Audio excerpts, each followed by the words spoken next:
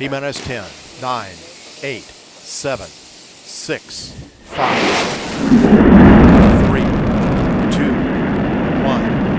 0, and liftoff of Space Shuttle Atlantis on a mission to build, resupply, and to do research on the International Space Station. Houston now controlling. Atlantis begins its penultimate journey to shore up the International Space Station. Atlantis now in the proper alignment for its 8.5-minute ride to orbit. 4.5 million pounds of hardware and humans taking aim on the International Outpost. 30 seconds into the flight. Atlantis almost 2 miles in altitude, almost 6 miles downrange from the Kennedy Space Center already, traveling 500 miles an hour. The 3 liquid fuel main engines now throttling back to 72% of rated performance, going into the bucket, reducing the stress on the shuttle as it breaks through the sound barrier. 55 seconds into the flight, all systems operating normally, 900 miles an hour. The speed of Atlantis right now, 6 miles in altitude, 9 miles downrange. Atlantis, go with throttle up. Copy, go with throttle up. The throttle up call acknowledged by Commander Charlie Hobaugh, joined on the flight deck by pilot Butch Wilmore, flight engineer Randy Bresnick, and Leland Melvin. Seated down on the middeck are Mike Foreman and Bobby Satcher, kicking off their work week with a Monday commute to orbit. 1 minute, 30 seconds into the flight. Atlantis 13 miles in altitude, 15 miles downrange, traveling almost 2,000 miles an hour.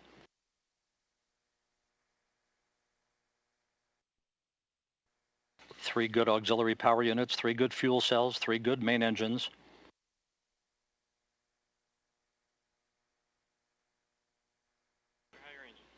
One minute, 50 seconds into the flight. 10 seconds away from solid rocket booster separation.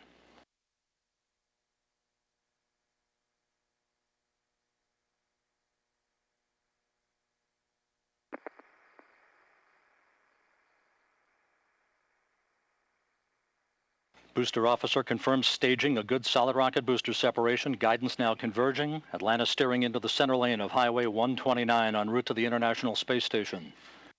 2 minutes, 20 seconds into the flight, 34 miles in altitude, 48 miles downrange. Atlantis traveling 3,200 miles an hour.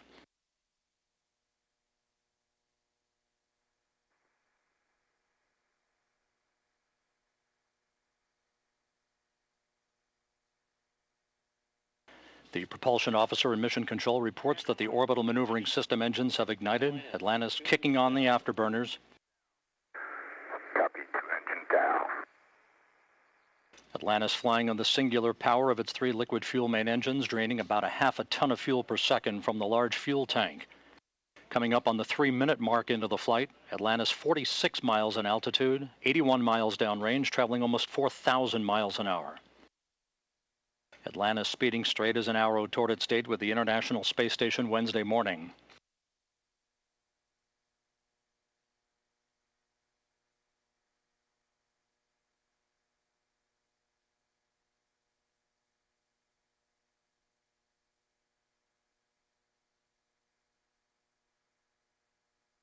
Three and a half minutes into the flight, all of Atlantis' systems functioning by the book. 55 miles in altitude, 120 miles downrange, traveling almost 5,000 miles an hour.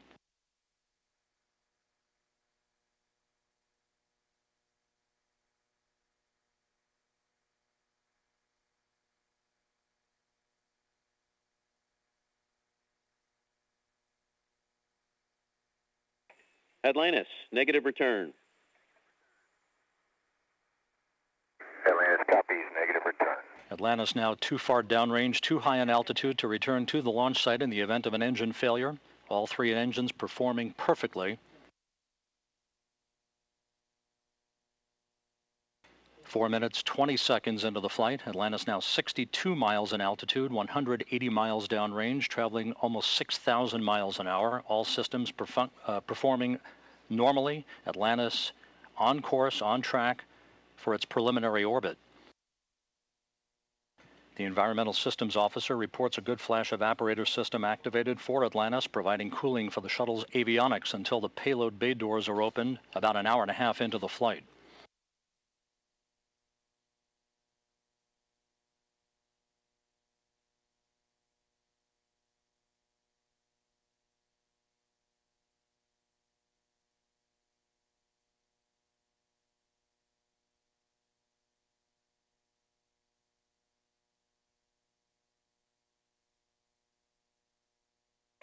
Atlantis, press to ATO.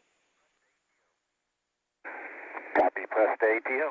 That call up from Capcom Chris Ferguson indicating that Atlantis can now make minimal orbital altitude targets in the event of an engine failure. However, all three engines continue to perform normally, as do the auxiliary power units and the three power-producing fuel cells.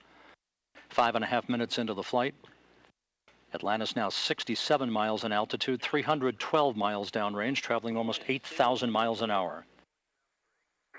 Thanks for single engine ops 3.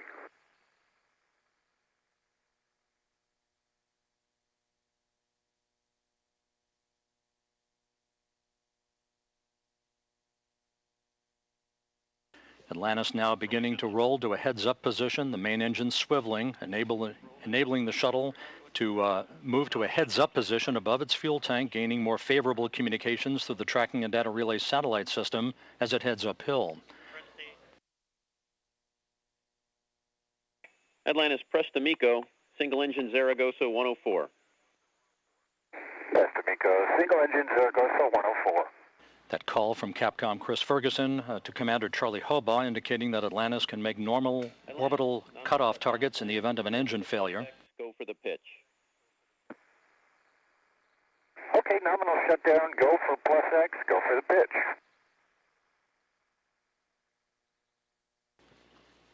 Now 6 minutes 45 seconds into the flight.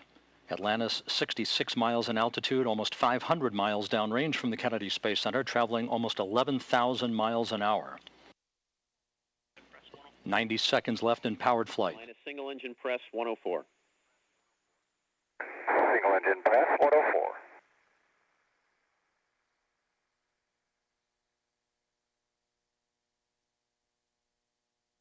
Coming up on the 7.5 minute mark into the flight, the main engines will once again be throttled down to limit the stress on the shuttle and its 6 crew members to that of 3 times the effect of gravity. Atlantis approaching a speed of more than 4 miles a second.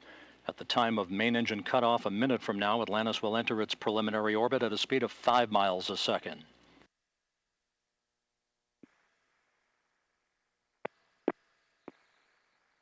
Seven minutes, 40 seconds into the flight. Atlantis providing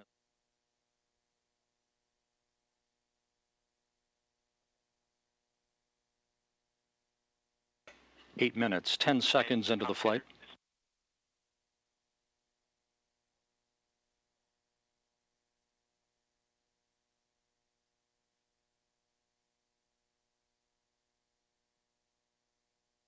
Standing by for main engine cutoff.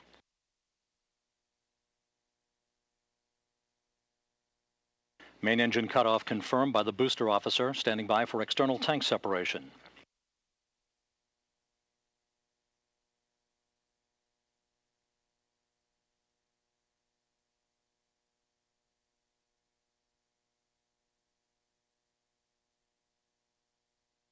And the bird's eye view from the external tank camera of external tank separation. Atlantis now in its preliminary orbit.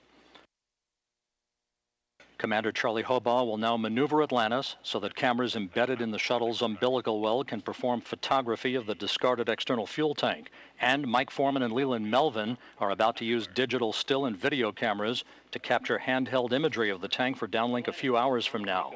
A flawless climb to orbit for the shuttle Atlantis and its 6 crew members en route now to the International Space Station. MECO ohms 1 is not required.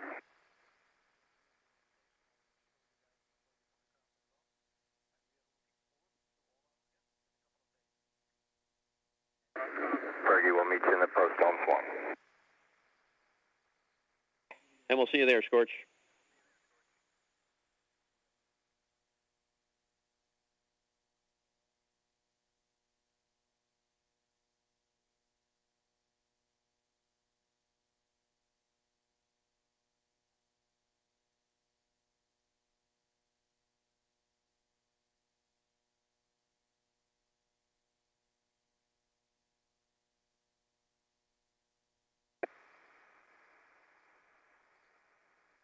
Hey, Fergie, for